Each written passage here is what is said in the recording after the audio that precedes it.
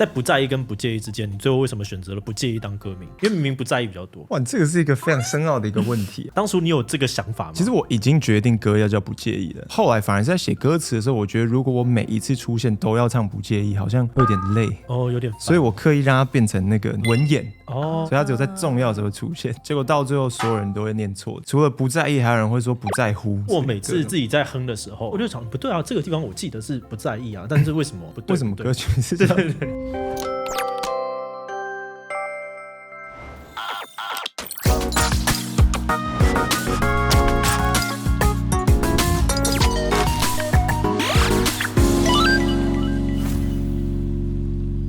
Hello， 大家好，我是志奇，欢迎回到神秘职业大揭秘。那今天我们要介绍的职业是大家很熟悉，但可能都不太知道他们的工作实际上面包含哪些内容的歌手。那么很荣幸呢，可以邀请到这次在金曲奖双料入围最佳男歌手以及最佳新人奖的贺的 Craig， 帮我们揭开歌手这个工作的神秘面纱。水晶的魔女刚完结，想要亲手组出自己最爱的钢弹吗？不管你是资深的钢弹粉，或者是刚入坑的新粉丝，这堂模型组装线上课程你一定不能错过。上课的讲师是模型大佬乔老师，不管你是零经验还是刚摆脱宿主的中阶玩家，他会手把手的带领你，从基础到进阶完成钢弹模型，教你掌握组装、喷漆、笔涂等等的技巧，还有手滑补救教学，直接让你的组装技能等级快速上升。除此之外，乔老师还加码推出了拟真旧化3堂延伸单元。如果你是想让作品更有风格的玩家，透过污渍、磨损、锈蚀3大延伸技法，就可以让你的钢弹充满壮烈的战斗感。趁8月限时优惠有模型正课只要79折，3堂延伸单元组合购更加码买2送1。现在就点击资讯栏，用你的斜扣钱突破天际吧。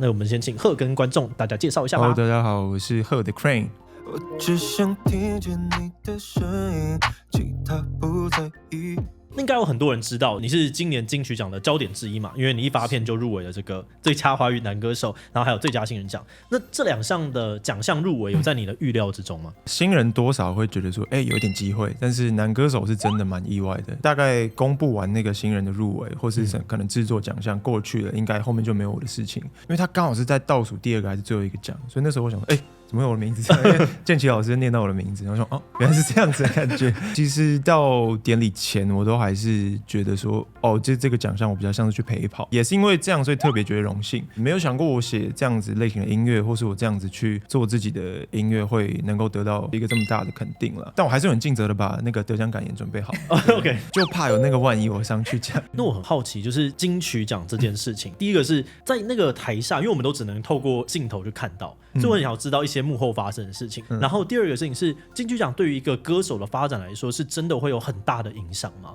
我们想说，先从第一个开始聊。我不知道你们那个走中奖的时长是多长？时长它大概可能是下午的4点左右就开始是红毯，大家就要走，所以前面我们就在装法啊等等。因为现场很多的 YouTuber 嘛，所以大家就要互相的交流啊，就说你好啊，然后互相拍影片之类，就好累，好想要躲起来。内容时间，对对对，内容时间。我每次差不多4、5点先去等红毯，然后红毯回来之后，差不多有一个等待休息的时间。可是也会有一些简单的媒体采访，或是录一些内容，然后可能跟朋友录一些影音等等的。其实中间你要中途离席是 OK 的，但是就会觉得有点对不起大家，因为很多时候其实就你有你的朋友，你也很好奇他有没有得奖，然后他可能这段表演我都觉得每段都很重要，所以连出去上个厕所我觉得都是蛮硬的这样子。而且是不是随时要保持好状态啊？就是你在台下不能乱打哈欠，会吗？对，而且我今年又不小心坐到第1排，我觉得那个压力超大，因为大家领奖的时候都会走上去，然后镜头会时不时 take 到这样，然后经纪人有跟我讲说，可能中间我就是有那种很明显的泪掉的那个moment，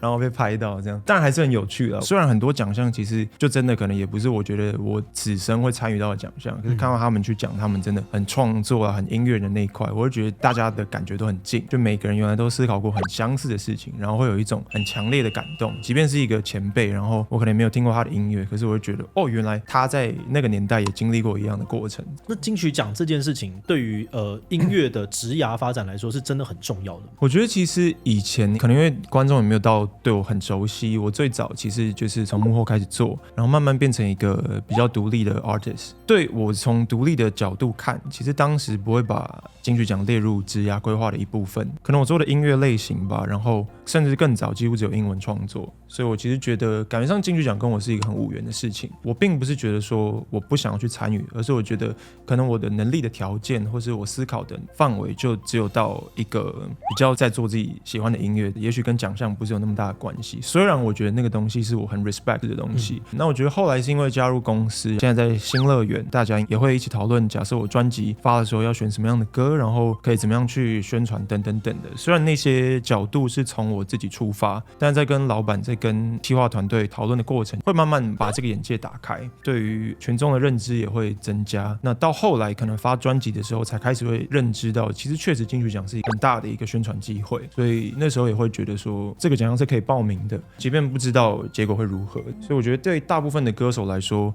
这个都是一个很大型的曝光的一个管道，这样子。我也想分享一下，就如果从一个听众的角度来讲的话，我也觉得金曲奖对我来说蛮重要的。因为长大之后，你工作期间没有办法像以前那么的密集，去听别的不同东西。对，像以前我可能花很多时间听广播，然后会有很多 DJ 跟我们分享哪些新的歌手出来了。现在没有那么多时间，或是现在广播其实也没有像以前那么占主要地位，所以现在我可能就会去看各个排行榜，然后就听金音奖，然后看金曲奖的入围名单。我会在那个期间把金音奖跟金曲奖有兴趣的奖项的音乐全部听过一遍，那时候就会收获这一年有哪些音乐可以听。哇，你是我的核心受众蛮感动的。因为其实不是说奖项跟以前有很大的变化，我觉得是现在大家的注意力真的太分散了。我觉得不论对任何一个平台或是任何一种媒介的创作者来说都是这样，所以有时候不免会担心，就是身边的人是不是跟我们一样重视你的职业别的那个奖项或是盛事等等的。对，所以听到这些就很开心。那假设说是金曲奖入围名单前跟入围名单后，你觉得在不管是商演的询问啊，或者是一些实际这种关于金钱方面，是真的会有巨大的改变的吗？现在的感受其实不大，但是在同温层以外的人确实很多。你说像叔叔阿姨辈的人，他们可能如果你没有一个 title， 如果你没有一个名义的话，他们不会特别去了解新的音乐人是一件他们生活会发生的事情。倒不是说他排斥这件事，而是他没有管道去认知。所以我觉得这个头衔，你说例如说双料入围，或者什么今年的新人，或者什么必听啊之类的，那些对于同温层外人来说，他们确实会想要了解。那我觉得这个了解是比你说实质上的商演邀约等等那些来得更明显。你会感受到可能我妈的朋友或者是谁谁谁会突然知道说，他们最近有在听这个音乐，那单纯只是因为他们可能在 LINE 新闻上面看到这样子。那我们再拉回来聊聊，就一开始是怎么开始接触音乐的就我以前也是因为热音社的关系大家因为从小一定都有正常的听音乐的习惯，对。但我觉得到那时候听了摇滚乐之后，才有觉得想法被打开的感觉。可能当时也是基于同侪压力，所以听了一些可能一时间不会喜欢的音乐。哪些？可能一开始你说听的都是比较生活中会遇到，你说像 Radiohead、Coldplay 这种，对，就比较。你可以找到几首歌很怕，后来慢慢大家会一层一层口味越来越重。当时可能基于同侪压力，或是你只是觉得，你想要尝试看看一些更酷的东西，你想要跟别人讲说我在听一个没有人在听的东西。没错，高中就是这个样子。你要找一个点阅率只有大概5000的歌，对，然后就是要在惩罚的时候弹这种东西。对，这东西真的太珍贵了。对，我看见其他人看不见的地方，可能从金属，然后听到黑金、死金、日谣、音谣等等的，然后慢慢开始听一些 indie pop、indie rock， 然后也听台湾的独立音乐等等的，慢慢把这些想法打开。觉得那个广泛摄取的过程，其实只是在让自己对于音乐的限制没有那么大。你不见得真的会因为这样而喜欢上所有的音乐，只是会觉得原来世界上这些东西都是正常的事情，甚至对人生的看法会变得比较自由、比较开放。我这边突然好奇，就是因为大家应该一开始在进入职业之前，都是我觉得轨迹可能很接近，就我们喜欢音乐，然后开始玩啊，然后玩社团，或者是开始可能组了一个乐团等等的。这个从业余到职业，你觉得关键的那条线是什么？以及你为什么会决定要踏出这一步？可能因为我是天秤座，就是我常常怪星座，对，常常问那种就是有没有一个事情，或是有没有哪一个转捩点，然后我都想不到，所以我会觉得对，它都渐进的，但也很可能就是这样子。坦白说，我不是那种会我就是要做这件事情，然后非做不可的人。我可能决定要做音乐，我开始写歌之后，我也会看看说自己接受到的反馈是怎么样，那这些反馈值不值得我参考？所以有点像是一步一步慢慢试出来的，所以才从乐团当乐手，然后开始编曲、接制作案等等的。我觉得我就是好像对于机会比较来者不拒。那刚前面都是比较像幕后，从幕后转到就是我开始要经营我的歌手身份，这个是怎么样开始的？因为我以前在高中主要就是唱歌，就是在社团的时候就在唱歌，我不会觉得自己唱的特别会，但是我会觉得唱歌这件事情对我来说是舒服，然后我喜欢的事情。所以在那之后，我就一直有持续在写歌，然后即便是在做幕后的时候，都还有累积一些创作。然后直到可能刚好我觉得能力到了，那时候又疫情，就是有一个空下来的时候，我就决定好好把这些歌都发出来。这边我突然想到另外一个问题，因为我知道现在很多的不管是乐团或者是独立的乐手啊、歌手什么等等，他其实一开始都会选择不要去加入公司，而是他们决定要自己成立一个公司。但那个时候你的想法是怎么样会选择新乐园？因为我是很喜欢新乐园推出了一些歌手，所以我很好奇。我觉得我会选择要加入公司，最大的原因是我很容易怠惰，就是我要有一个系统推你，就是那个系统不能太强烈。就我看起来很随和，但是我对于一些自己有想法的事情，我还是会有一个柔软的坚持。所以我觉得这个公司要很能够了解我的想法，才能够运转的比较顺利。所以那时候选择加入新乐园是相对之下，我觉得在曲风上，然后在想法上比较相近。然后我觉得老板也是很欣赏我的能力，那我觉得有被信任的感觉。确实是蛮多人会选择就是要自己做。那我觉得一定有一些是你说你要 handle 更多事情的那个压力在，例如说你要自己找适合的人啦，你要自己找适合资金啦、补助等等的。有公司的帮助还有一个好处是，因为我那时候从事比较多幕后工作，有时候当我自己在写自己的歌，可能写到一半的时候，有一个我觉得很重要的幕后邀约来了。随便讲，如果江蕙找我做一首歌的话，我可能会觉得好像可以接接看，因为感觉蛮有趣的，不知道会发生什么事。那我觉得有公司他比较会帮我评估说，你现在真的要做这个吗？还是我们可以将来再做？那我们可以以公司的角度去跟他们好好的解释，得到一些多的资讯可以碰撞的机会。对对对，也许可以有比较妥善的时间安排，我就不会一直因为有好的机会而停下来自己在前进的方向。了解。那现在这样子，歌手的工作内容有哪些啊？现在还会做一些幕后的东西吗？现在还会，主要是我自己的兴趣，然后我也觉得其实同时做幕后，同时做幕前，观看的角度不太一样，然后你在一个题材内需要发挥的职业项目也不太一样，它能够相互一直去学习，是一个我很喜欢的状态。这个让我想到那个大嘻哈时代2的时候，他们说现在很多他们走到前面的，大家都会懂一点点制作。对对对，因为你就知道说你要怎么样跟制作的人沟通，或者是去描述说那个方式是要怎么样子。Gummy 就是一个很棒的制作人。之前我知道 Magdala 感觉也是一个从事很多幕后工作的人。歌手有他标准一定有的工作内容吗？像我自己刚来之前可能在练团，所以现在声音比较沙哑。练团准备表演当然是大部分歌手必须要做的事情。确实是有一些歌手可能如果是比较大的公司，他们也许会有培训的阶段，或是有一些比较是在开始之前做的一些企划的。那我的性质是，虽然我加入厂牌之后也是有公司的情况，但是我们比较算是独立厂牌，经营模式比较是小的 crew， 然后大家的连接很紧密。以一张专辑为例好了，从专辑提出这个名称、这个构想，然后视觉的方向啦，我要穿什么样的造型啦等等，大部分可能是我自己先有一个概念之后，我们一起找到合适的合作对象，然后慢慢跟他们沟通出一个新的方向，他们就会在这些骨干中长出一些属于他们的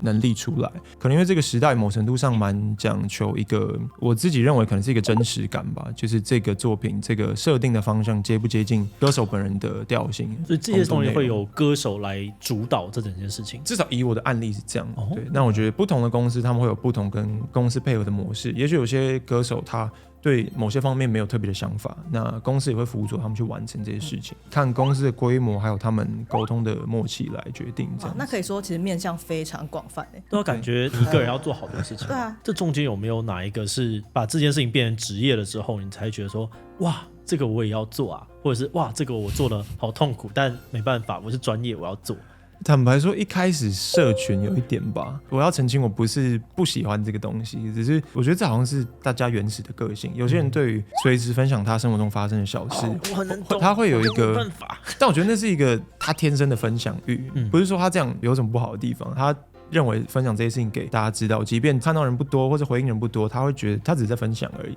可是我会觉得我生活超级无聊，我就起床，然后我去吃饭这样，然后我去化妆，然后去上节目，然后回家，然后听个音乐这样。我觉得我生活没有精彩到可以分享给大家，所以我会卡住。但是因为我心里是不排斥这件事情，所以我觉得自然而然会找到一些方法。但我还有一个很好奇的是，因为以前只要是主流歌手，你就可以知道他发片就会大卖，会赚钱，然后开演唱会也会赚钱，或者是可以接到非常多的代言或广告，所以我可以很明显的想出以前的歌手的收入长什么样子。但现在的歌手他的收入结构会怎么组成？因为现在很多人人在讲串流其实没有办不法拿到太太赚钱多的收益，对不对对，然后发专辑这件事情有可能还不一定赚得到钱。那现在到底长什么样子？因为其实坦白说，我也是一个新手歌手，所以我看一下我的笔记哈。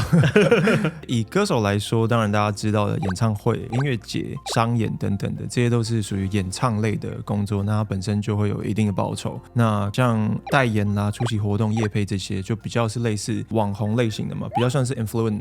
就是那个字怎么念 influencer 啊，他的重音在后面的 influencer 的工作内容，那我觉得这些都会是来源之一。那大家说的串流那些，其实大家知道的版税通常会分为一个是词曲版税，一个是母带版税。那词曲的版权是属于创作词曲的人，也就是说，如果我今天是创作歌手的话，我会拥有词曲的版权，就会有版权费。当有点听，然后有卖专辑的时候，会回到自己身上。那母带版权是属于制作唱片的人，例如说公司方。或是你投资自己的话，那你自己就是拥有母带版权的人。所以一个是创作歌曲本身，一个是制造唱片这件事情。所以这两个东西会分别有收入，那就看你歌手的性质，还有你跟公司的合约啦，然后你们沟通的那个结果来论。那这样，如果那个歌手词曲不是他创作的，然后歌曲又是公司发行的，那歌手本人呢？还是会有一些公司的情况是，他其实还是会分到母带这件事情，因为他等于贡献了他在这上面的付出嘛，所以那就是看他们跟公司讨论的结果这样子。然后像我自己，因为同时是制作人，所以幕后的工作也会是我的收入来源之一。大家就都不太一样。幕后的东西就会是一个长期抽成的状态吗？还是他会买断你？幕后在台湾的情况比较多是买断，确实在国外的话，因为近年来，例如说有那种超级大的巨星好了，你说像 The Weeknd 这种，他可能他的幕后团队，即便是做一个技术活，他其实如果只是领单次的那个，对他来说相对之下，整个职涯比较不健康啦。因为歌手是一个延续你会一直在回收版税的职业，可是相对之下技术人员比较不是，所以近年来大家也是有在讨论说，有没有可能，即便是纯技术的工作，有没有可能是参与抽成的部分？对，那我觉得这都是慢慢每一年会有意识上的改变，大家会认识到一些，有一些新的做法可以让大家都过得更健康、更和谐。那这样子你会怎么样形容你的音乐啊？如果就曲风层面的话，还是 R&B， 我觉得大家比较好理解。但是因为我可能自己因为以前听的音乐比较广，所以我会想要融入不同阶段听到的别的曲风的影响，所以我最后会加上另类这个字。我觉得这样形容比较没有那么心虚，不然其实也没有真的很 R&B 这样，我就会用另类 R&B 来称呼。但是就歌曲的理念的话，我其实不是一个对自己的价值观或是对自己的信念非常坚定到我觉得我需要去传播给别人知道的人，所以我会刻意在自己的作品里面不要给一个答案，就我可能是把我感觉到的经验就分享在歌里面，或甚至有时候它不是一个连贯的故事，它可能只是很多很多的关键字或是一个画面，让你感觉到一个例如说沮丧的氛围，或是一个想要激励自己的氛围。它不是说今天因为从这个地方走到那个地方有一个很明确的起承转合，我觉得好像没有什么答案是那种例如说你的人生就是要怎么样怎么样，或是音乐就是一件怎么样的事情。我对于这种很单一答案的东西会觉得比较没有肯定的感觉，那我就会刻意的让自己好像其实讲了很多，但是什么都没讲。这是一个刻意创造，就你有没有可能已经想要讲什么，但还收一收。对，这样不介意。我就是一开始讲的是说，只要跟喜欢的人在一起，不论在哪里做什么，我都不介意。就是应该是一个很简单的讯息，但是为什么感情总是会生变？那我到底讲了什么？我也不知道，就是好像就是把它填满，然后让大家感觉到很多面向都有。但我很好奇，那当初是你们怎么决定是拿不介意这首歌来当做主打？就老板听了，老板听了觉得不错这样。我在专辑的制作期，就是有一直想要丢一两首我觉得老板会中的东西，因为他其实对于其他我要怎么发挥，就是觉得都可以，因为想法很开放。然后他发现到那首歌他喜欢 OK 之后，后面他基本上没再听过我的 demo 这样，一路做到完。老板这样是好事，有新的版本出来这样，他已读这样。有时候我真的需要意见的时候，我会直接问说，你觉得 A 版跟 B 版听起来哪个东西怎么样怎么样怎样？然后 B 他一定得回答。对，然后其实都可以。我其实现在在想说，我们的观众不知道真的知不知道 R&B 是什么，所以我想说可不可以帮我们示范一下，就是 R&B 的歌唱技巧，可能就用不介意之类的，就是它有什么特别的，为什么是 R&B 这样？但其实坦白说，我对于这题不是很有信心，因为我觉得我唱歌可能就是来打歌，但是对自己的歌声没有信心。不是 R&B 的技巧，对 R&B 这件事情，对歌声有信心。我觉得，因为我唱歌好像我不会特别去想说我是要走什么路线，或是怎么样去那个，那好像就是唱得轻松，然后好听就好，自己喜欢。可能 R&B 比较多是在音乐的组成吧，有切入的角度啦，然后节奏啦，或是大家说可能有一个浪漫，或是有一个放松的氛围等等的。那我觉得我的唱法上面是没有特别在揣摩这个地方。OK， 对。然后我刚刚又练完团，还是我们喝个水，等一下再回来。好，行。好 ，1 2。我只想听见你的声音，其他不在意。我只想抱着你的身体，其他不在意。我是像海水一般拥挤，我也不介意，每一秒都比前一刻更亲密。But why 是热情不在，还是你都在忍耐？But why 与其说将来，不如就趁现在，在城市急着陷入欢愉的时候，闻你的气味胜过无数次邂逅，就这样静静等待快感的指甲油，星期天一直到礼拜六。哦，我真的觉得超了不起，到底怎么有办法清唱可以这么好听？这个到自己觉得清唱很好听这件事情要练多久啊？我没有觉得很好听啊。你会自己在浴室里面哼，然后陶醉在自己的歌声里吗？大家都会吧，因为浴室就是特别好听啊。我会对音准有点没自信，所以这点我会特别研究。但其他事情我是觉得好像就你唱得开心就好，这样。如果你去唱 KTV， 你第一首会想到。我其实每次去 KTV， 我最想唱的都是陈星汉的那个他跟蛋堡那首，对，当他没有上，我超不爽。为什么不介意没有？其实我很好奇，好像可以上一下 KTV， 好像会很认真点，好像其实蛮适合在 KTV 唱，因为没有 solo，你没有那种90金曲清单。90金曲清单我可能要找一下。你们没有在走大众的？没有，我现在很大众，而且就是因为我平常真的不太会听那些歌，但是我知道说去 KTV 是一个你需要会一些那样子的歌，所以我其实就是有一个歌单，我可能要找我的那个刻意练啊，我会唱 JPM 的那不是雪中红，我那首歌可以唱到99分，就是完全一模一样。你的唇不再有，你的手不再握，当我睁开眼睛化为无忧。哎，等一下，他错，睁开双眼，双眼，靠腰，双眼，是双眼，对，就是完全一模一样。你有听过吗？这个没有跟上。棒棒糖男孩的歌哦 ，OK， 对，然后大家就会很嗨。那就我所知，就是其实你是很全能的歌手，就是包含了可能像是词啊、曲啊、编唱、制作都会。这件事情是非常难的事吗？前提是因为这个时代当然要学习东西变得比较简单。我觉得除了是网络上有资源之外，其实就像剪辑、就像修图等等，软体其实一直在研究一些让人更好上手的方式。就在音乐上也是这样，因为这个所以才有可能会发生后面的事情。那以我自己的案例是我最早开始写词曲，然后就我不会弹吉他，所以我都会弹一些 keyboard 上去，然后把歌慢慢发展出一个就是从骨干长出来这样，然后可能到后来会想说，也许编曲工作可以交给别人做，但慢慢会发现到，其实自己会的沟通语汇不够多，就我在这件事情上的专业程度不够，然后可能在当时因为还在刚开始做，所以你也没有那个资源去找一个很大的团队来做，所以就会觉得，那我学一点编曲好像也不会怎么样，然后慢慢的喜欢上编曲这件事情，它才变成后来的一部分。然后从编曲到开始制作，因为编曲到制作的差别就是编曲的声音可能不见得会当做 final 使用，它就是作为一个骨干这样。但是制作就是会决定哪些东西要留下来，哪些东西要重新录，或是用真实的乐器录制。所以当我没有那个人脉或是资源去找一个很厉害的我喜欢的制作人的时候，我就会自己想方法让它接近 final 一点。所以慢慢的会从编曲拓展到制作，拓展到混音，拓展到更多的层面，也觉得其实研究起来是有兴趣的。慢慢你有了这个技能之后，会觉得说，其实它对你的在音乐上要传达自己完整的想法，其实有很大的帮助。所以后来到MV 等等的，我其实常常会觉得，很多时候是因为我对于这个专业的了解程度不够，所以我跟别人形容说我想要一个什么什么东西的时候，我没办法很具体的传达，所以我也会觉得，如果有时间，我会想要尽可能把所有事情都有一个基础的了解。这样，你有很想要把自己的音乐给哪个制作人做吗？可能很多国外的话，你有听那个 Silk Sonic 吗 ？Bruno Mars 跟 Anderson .Paak 那个 project， 然后除了他们两个自己担任制作人之外，其实有另外一个制作人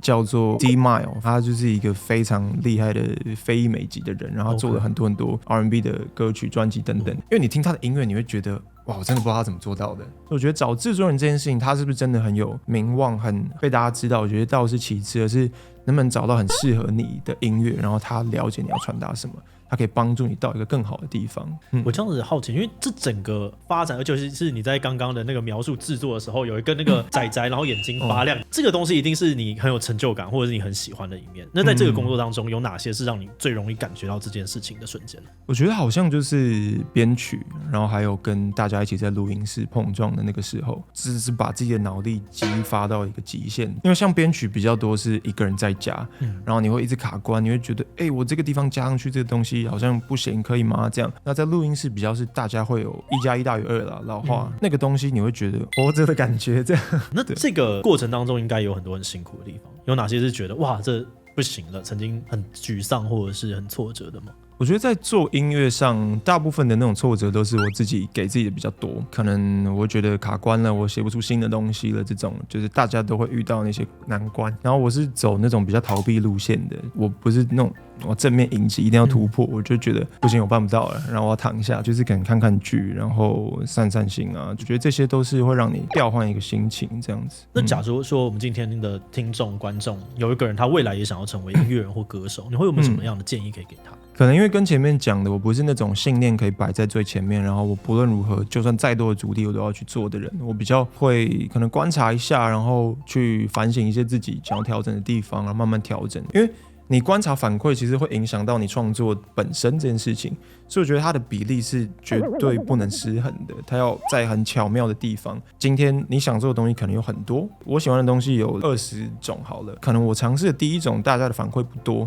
但如果可以让这件事情变成我的工作的话，为何我不去尝试我喜欢的20种中的另外一种？所以我觉得我在不论是在做幕后工作，或是在成为一个歌手这件事情上，我都是想要把我喜欢的一整块的东西里找一个跟大家交集最近的地方。我不认为这是唯一执行的方式，还是有很多人会选择就是非常坚定的一路做下去。我觉得那需要很大很大的自我的砥砺吧，还有你可以不需要仰赖旁人的很强烈的支持，你就能够继续存活下来。我觉得那样人是很坚强的人。像我就是慢慢的去找到一个跟大家交集比较大，但是我自己其实还是非常非常喜欢而且很舒服的状态。那我觉得去接收大家的反馈，维持在一个不会太多又不会太少的状态，我觉得是很棒的。就今天如果有人批评你好了，你可以看这个批评客不客观。如果他只是纯粹想要臭你说长超丑，其实他对你的音乐没有任何影响。但如果今天有人是很确实的讲到一个你的缺点，例如说你制作的水准还没有到，我觉得这些其实是好的反馈。慢慢在这个过程中自己找到那个平衡是一件很重要的事情。了解。好，那最后要跟观众宣传一下你最近的计划吗？在8月6号会举行自己的第一场专场，但是已经收到了。对，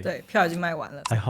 好。如果有真的有加场资讯的话，我会尽快想要跟大家说。那在之前有发行一张黑胶，我们抓的量比较保守了，那时候也是卖完了，所以现在我们也就是在加印中。有兴趣的人之后都可以再锁定，就是 IG、Facebook 这些东西都可以找到自己需要的资讯。黑胶在专场的现场买得到吗？会，到时候会卖。对，好，那今天很谢谢就是 Herc Crane 跟我们分享这么多精彩的内容。谢谢。大家如果喜欢今天的影片，也不要分享出去，让更多人知道各式各样的这种神秘职业的大揭秘。此外呢，也可以点击这个地方看看更多神秘职业相关影片。那我们今天的影片就到这边告一段落，大家就拜拜喽，拜拜。Hello， 大家好，我是张力，我是贺龙，大家好。这是 PR 哥，欢迎收看《超人少年》，我是吴子，我是志奇，我是徐波。哈密 Video Cat 网红馆发烧强片14天抢先看，独家喜剧大片会员无限看。Look at me， 有个烂人啊！他们